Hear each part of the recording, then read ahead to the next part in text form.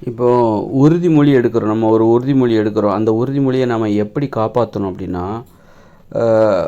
உதாரணத்துக்கு நான் ஒரு சம்பவம் சொல்கிறேன். இப்போ வந்து நான் வந்து ஒரு உறுதிமொழி வந்து ஏப்ரல் 1ஆம் தேதியிலேருந்து எடுத்தேன். என்னன்னாக்கா, தினமும் 4 கிலோமீட்டர் ஓடணும். 2 கிலோமீட்டர் தூரம் ஓடணும். அப்புறம் அங்கே போயிட்டு திரும்பி வந்தாக்கா 4 கிலோமீட்டர். அது 2 கிலோமீட்டர் தூரம் உள்ள ஒரு இலக்கு. அந்த இடத்துக்கு போய் நான் ஓடிட்டு திரும்பி வருவேன், திரும்பி ஓடி வருவேன். அப்போ மொத்தம் 4 கிலோமீட்டர் தினமும் நான் ஓடணும்னு நான் முடிவு பண்ணுறேன்.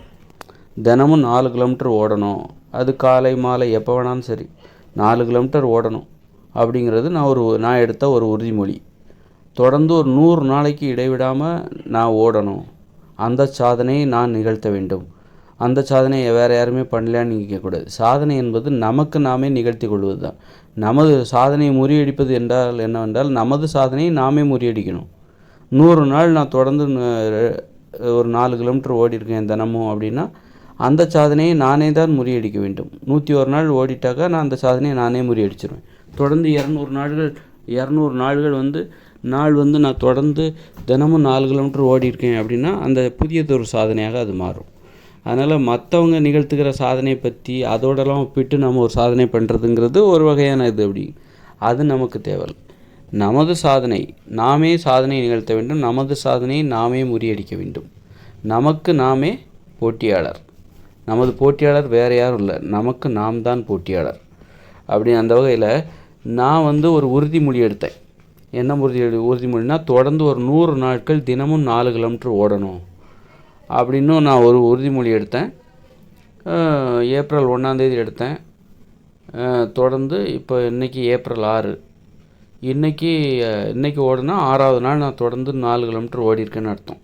தொடர்ந்து 5 நாள் ஓடிட்டேன். இன்றைக்கி ஓடினாக்கா தொடர்ந்து 6 நாள் நான் ஓடிருக்கேன்னு அர்த்தம்.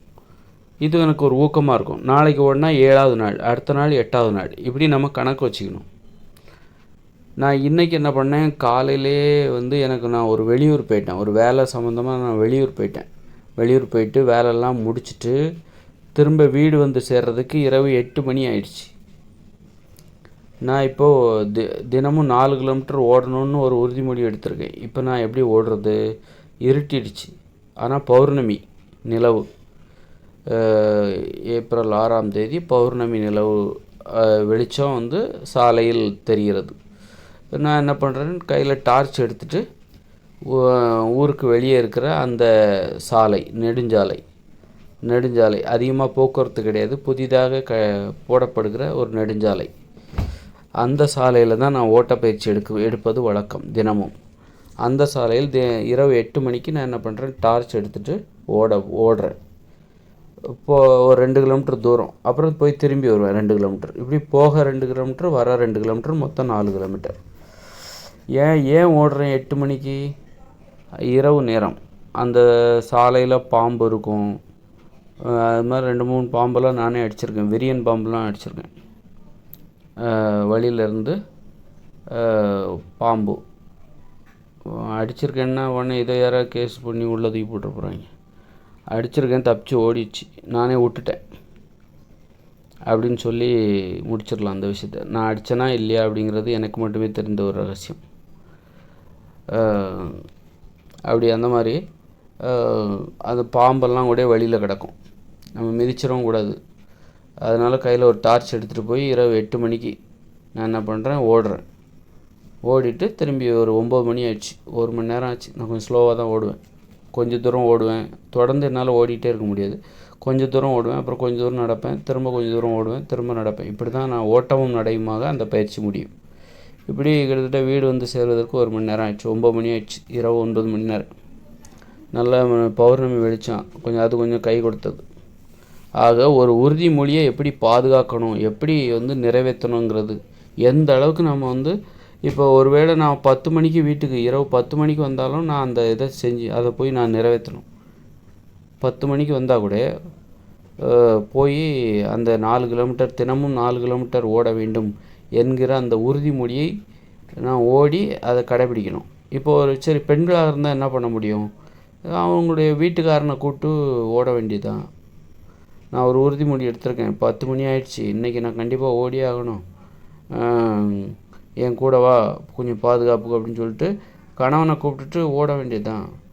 அந்த அளவுக்கு ஒரு சிரமப்பட்டு நாம் எடுத்துக்கொண்ட உறுதிமொழியை வந்து நாம் கடைப்பிடிக்கிறது அவ்வளோ சாதாரணமான விஷயம். எல்லா நாளும் நமக்கு சாதகமாக இருக்காது. சில நாள் இந்த மாதிரி ஆகிடும். நம்ம காலையில் என்ன நினைப்போம், சீக்கிரமாக வீட்டுக்கு வந்துடலாம், சாயந்தரமாக வந்து ஓடலாம் அப்படின்னு நினைப்போம். ஆனால் வீட்டுக்கு வர்றதுக்கு இரவு 8 மணி ஆயிடுச்சு. அப்போ நான் என்ன பண்ணுறேன், 8 மணி ஆனாலும் 10 மணினா கூட நான் திரும்ப ஓடணும். ஓடி அந்த அந்த உறுதிமொழியை நான் வந்து நிறைவேற்றணும். தினமும் ஓட வேண்டும் என்கிற உறுதிமொழியை நிறைவேற்ற வேண்டும். சப்போஸ் நான் வெளியூர்லேயே தங்கிட்டேன், என்னால் வந்து ஓடுவதற்கு வாய்ப்பே இல்லை அப்படின்னா விலக்கு. அன்னைக்கு நம்ம விலக்கு, நியாயமான காரணம் இருக்குது. ஏன் ஓட முடியல என்பதற்கு ஒரு நியாயமான காரணம் இருக்குது. ஏன் வந்து அந்த உறுதிமொழியை கடைபிடிக்க இன்னைக்கு நிறைவேற்ற முடியவில்லை என்றால், வெளியூர் போயிட்டோம், அதனால் அங்கே ஓடுவதற்கு நமக்கு வாய்ப்பு இல்லை. காலையிலே வீட்டை விட்டு கிளம்பி போயிட்டோம், நைட்டு அங்கே வெளியூர்லேயே தங்கிட்டோம், அல்லது அங்கே ஓடுவதற்கு வாய்ப்பு இல்லை. அப்படிங்கும்போது ஒரு நியாயமான காரணம் இருக்குது. நாம் ஏன் ஓடவில்லை என்று, ஓட வேண்டும் என்கிற உறுதிமொழியை நாம் ஏன் இன்று நிறைவேற்றவில்லை என்பதற்கு ஒரு நியாயமான காரணம் இருக்கிறது. அதனால் அதிலிருந்து ஒரு நாள் விலக்கு கிடைக்கும். ஆக நீங்கள் எக்காரணம் கொண்டும் கடைபிடித்தே ஆக வேண்டும் அப்படிங்கிற நிர்பந்தம்லாம் இல்லை. தவிர்க்க முடியாத காரணத்தால் உங்களால் உங்கள் உறுதிமொழியை ஒரு நாளைக்கு கடைபிடிக்க முடியல, இல்லை 2 நாளைக்கு கூட உங்களால் கடைபிடிக்க முடியாமல் போகும். அதனால் நியாயமான காரணம் இருக்கணும். நீங்களாக ஒரு சமாதானம் சொல்லக்கூடாது, நீங்களாக ஒரு காரணம் சொல்லக்கூடாது. நீங்கள் வாய்ப்பு இருந்தால் நீங்கள் அந்த உறுதிமொழியை நிறைவேற்றுவதற்கு நீங்கள் எந்த அளவுக்கு முயற்சி செய்வீங்க அப்படிங்கிற ஒரு மதிப்பீடு உங்கள் மேலே உங்களுக்கு இருக்கணும். அப்படி இருக்கும்போது தவிர்க்கவே முடியல, உங்களால் அந்த உறுதிமொழியை நிறைவேற்றவே முடியல, அந்த அளவுக்கு நீங்கள் ஒரு சூழ்நிலை கைதியாக மாட்டிட்டீங்க, வெளியூர் போயிட்டீங்க, அங்கே போயிட்டீங்க, இங்கே போயிட்டீங்க, அதனால தான் அது முடியலை அப்படின்னு நியாயமான காரணம் இருந்தால் அதில் உங்களுக்கு விலக்கு கிடைக்கும். அப்புறம் அடுத்த நாள் உங்களுக்கு திரும்ப ஊருக்கு வந்துடுவீங்க, திரும்ப ஓட ஆரம்பிச்சிடுவீங்க. இப்படி தான் எந்த உறுதிமொழி எடுத்தாலும் அதை தினம் கடைபிடிக்கிறதுக்கு நாம் வந்து ரொம்ப சிரமப்படணும், ரொம்ப போராடணும். அப்படி போராடி தான் ஒரு உறுதிமொழியை நம்ம கடைபிடிக்க முடியும். உறுதிமொழிங்கிறது சும்மா கிடையாது. ஒரு உறுதிமொழியை வந்து அதுக்கு தான் அது உறுதிமொழிங்கிறாங்க. ஏன் உறுதிமொழி அப்படிங்கிறாங்கன்னா, அதில் உறுதி இருக்கணும். அது உறுதி இல்லைன்னா அது வந்து உறுதிமொழி அல்ல. உறுதி இல்லாமல் சும்மா நாளைக்கு பார்த்துக்கலாம், ஒரு சோம்பேறி எடுக்கின்ற உறுதிமொழியில் உறுதி இருக்காது. சோம்பேறித்தனமாக நாம் எடுக்கிற உறுதிமொழியில் அது உறுதிமொழி கிடையாது, அது வந்து உறுதியற்ற மொழியாகிவிடும். அதனால் நாம் எடுக்கின்ற உறுதிமொழியில் உறுதி இருக்க வேண்டும். எக்காரணம் கொண்டும் அதை இப்போது மழை பெய்யுது, நான் 8 மணிக்கு வீட்டுக்கு வந்தேன், மழை பெய்யுதுன்னு வச்சுக்கோங்களேன், அந்த மழையிலே கூட நான் ஓடணும். ஓடி அந்த உறுதிமொழியை நிறைவேற்றணும்.